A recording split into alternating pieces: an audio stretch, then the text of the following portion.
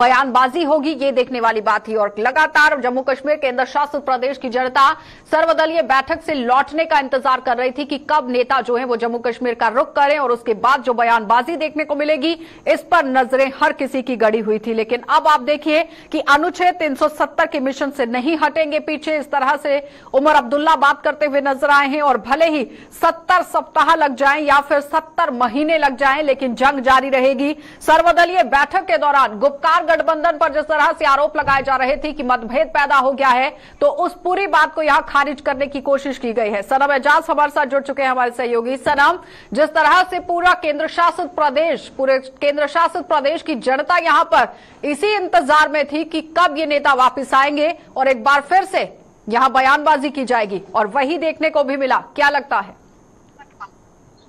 देखिए, बिल्कुल आशा, जो पहले से कहा जाता था या अंदाजा किया जाता था कि कश्मीर के लीडर जो है वो वक्त के साथ साथ अपना रंग बदलते रहेंगे, और अब रंग बदलना शुरू हो चुका है। और अब साफ हो गया है कि कश्मीर की लीडरशिप है वो कुर्सी के लिए सब कुछ कर रही थी, और कुर्सी के लिए ये बातचीत का सिलसिला भी उन्होंने शुरू किया था। और आगे आने वाले दिनों, क्योंकि आज जो कुछ भी हुआ, आज जो श्रीनगर में उमर अब्दुल्ला और फारूक अब्दुल्ला ने जब मीडिया ब्रीफ किया, अगर वहां एक सिलेक्टेड ग्रुप मीडिया के लोगों को ही अलाउ किया था, उन्होंने कुछ नेशनल टेलीविजन चैनल्स को ही अलाउ किया था, जो लोकल कश्मीर का अखबारी दुनिया है या न्यूज़पेपर्स वाले हैं या टेलीविजन के लिए, इन्हें अलाउ नहीं किया था, इन्हें नहीं बुलाया गया था। लेकिन वो जो वीडियोस जो वहां से निकल के आए या जो फुटेज वहां से निकल के आई है, उसमें साफ जाहिर हो रहा है कि अब इनका जो इनका मुद्दा और मकसद है वो अब इन्होंने आवाम सामने शुरू कर दिया है। और आज बाज़ाब्ता तौर पे नेशनल कॉन्फ्रेंस की तरफ से बताया गया कि वो ख्वाब था, वो 370 वो ख्वाब हो गया, अब उसकी कोई बात नहीं, अब बात करनी है तो कुर्सी की करनी है, और किस तरह से इनको कुर्सी हासिल करनी है, शब्दों का हम इस्तेमाल उसी तरह से कर सकते हैं। इनके शब्द क्या है, लेकिन आम भाषा में, आम कश्मीरी की लैंग्वेज में इसको कहा जा सकता है कि अब किस्सा कुर्सी का है, और ये कुर्सी के किस्सा में कब हम कश्मीरी जो लोग हैं वो इनको कुर्सी थमा देंगे। बाकी लड़ाई कुछ नहीं है, बाकी कुछ नहीं है। क्योंकि सबने देखा, आम जनता ने भी बहुत गौर से देखा, और इसीलिए आम जनता यहाँ पर इंतजार में थी कि आखिर जो नेता वापस पहुंचते हैं वो किस तरह से बयानबाजी करेंगे। डॉक्टर फारूक अब्दुल्ला की बात ले लीजिए, जब वो दिल्ली पहुंचते हैं तो वो कहते हैं कि अपने मन की बात करने यहाँ पहुंचे हुए हैं, प्रधानमंत्री से बातचीत करने की बात कर रहे हैं, और गुपकार को लेकर उन्होंने पल्ला झाड़ दिया। लेकिन आज गुपकार को लेकर भी बातचीत हो गई है कि कोई मतभेद नहीं है। क्या लगता है कि कहीं ना कहीं जनता को बरगलाने की कोशिश एक बार फिर से शुरू कर दी गई? देखिए, मतभेद की बात ही नहीं आशा, अब मतभेद तो सबके सामने पता चल ही गया है कि कौन किसके लिए काम कर रहा है, ये सामने साफ हो गया है। आज उमर अब्दुल्ला की प्रेस कॉन्फ्रेंस, फारूक अब्दुल्ला की प्रेस कॉन्फ्रेंस, वो उन्होंने डायरेक्टली ना कहा हो, इनडायरेक्टली उन्होंने इधर उधर की बातें घुमा के बताई हो, लेकिन संक्षेप में मुख्तसरन हम यही कह सकते हैं कि अब वो सब ख्वाब है जो दिल्ली में प्रधानमंत्री के सामने जो केस प्लीड नहीं हुआ, जो मीटिंग थी, जो सर्वदलीय बैठक थी दिल्ली में, उसमें केस प्लीड नहीं हुआ, तो साफ जाहिर है ये लोग दिल्ली गए थे, ये वहां पे आशीर्वाद देने के लिए, कश्मीरी कहते हैं, गए हुए थे, और अब आशीर्वाद दिल्ली से मिल चुका है। उन्हें आश्वासन दिया गया है कि आप जाइए, डिलिमिटेशन का इंतजार कीजिए। ये आशीर्वाद मिल गया है, जरा डिटेल में बताएंगे।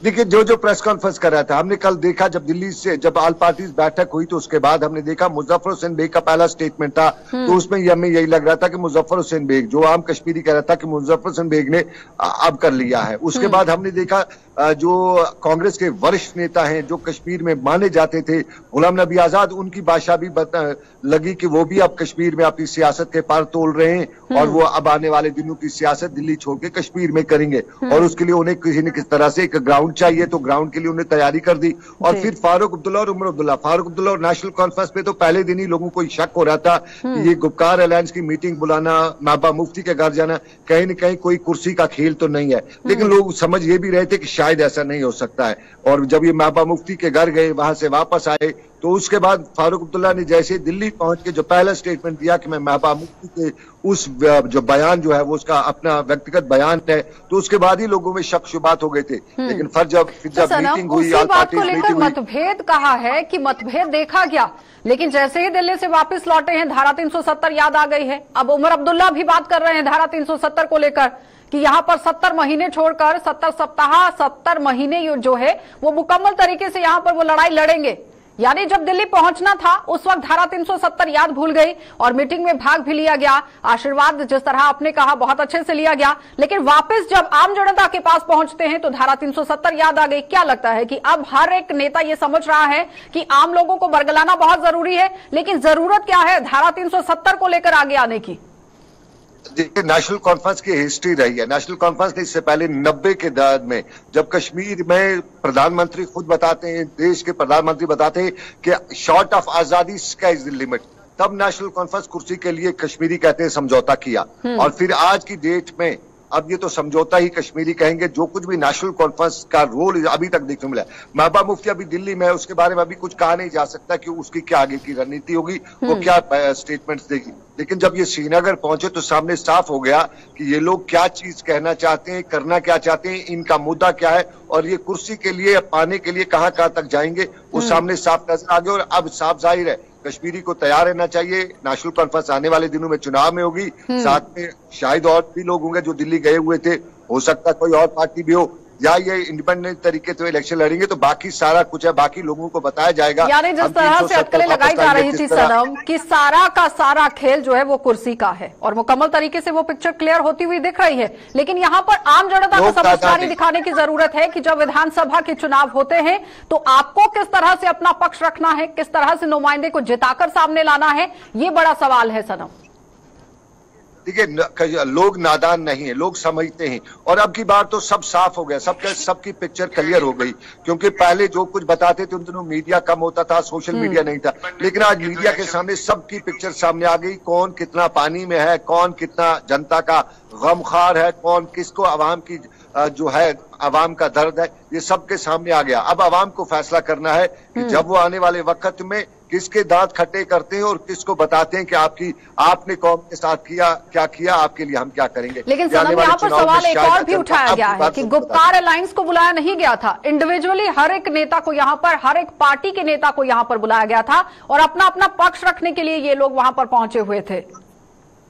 देखिए आशा, गुप्कार अलायंस तो पहले दिन ही, जैसे ही फारूक अब्दुल्ला कश्मीर से उड़ के दिल्ली पहुंचते हैं, मीडिया वहां से मिलता है, तो वहीं पे उन्होंने गुप्कार अलायंस की हवा निकाल दी। फारूक अब्दुल्ला ने वहीं पहला स्टेटमेंट दे दिया कि ये जो उन्होंने नाम गुप्कार अलायंस का नहीं दिया, लेकिन महबूबा मुफ्ती एक दिग्गज नेता है, बड़ी नेता है पीडीपी इसकी, गुप्कार अलायंस की, उन्होंने वहीं पे बता दिया कि महबूबा मुफ्ती ने जो बयान दिया वो उनका व्यक्तिगत बयान है। उसके साथ साथ ये भी उमर अब्दुल्ला ने ये भी बताया कि हमने ज्वाइंट प्रेस कॉन्फ्रेंस नहीं दी क्योंकि हम वहां पे एज इंडिविजुअल पार्टीज गए थे। आपको याद होगा जब प्रेस ब्रीफिंग हुई थी इन सभी की, गुप्कार अलायंस की, तब बताया गया था कि हम जाएंगे वकालत करने। तब ये नहीं बताया गया था कि नेशनल कांग्रेस जाएगी, पीडीपी जाएगी, तब बताया गया था कि हम जाएंगे वकालत करने। और वकालत करके क्या आए वो साफ हो गया। वो मुजफ्फर बेग ने बता दिया, वो अल्ताफ बुखारी ने बता दिया, वो भीम सिंह ने सब कुछ मीडिया के सामने बता दिया कि इन्होंने अंदर क्या बात की है। शायद सनम हर किसी ने बात को छुपाने की कोशिश की है, लेकिन जैसे ही भीम सिंह यहाँ पर मुकम्मल तरीके से मीडिया से रूबरू हुए हैं, उन्होंने पानी का पानी और दूध का दूध जो है वो साफ क्लियर दिखा दिया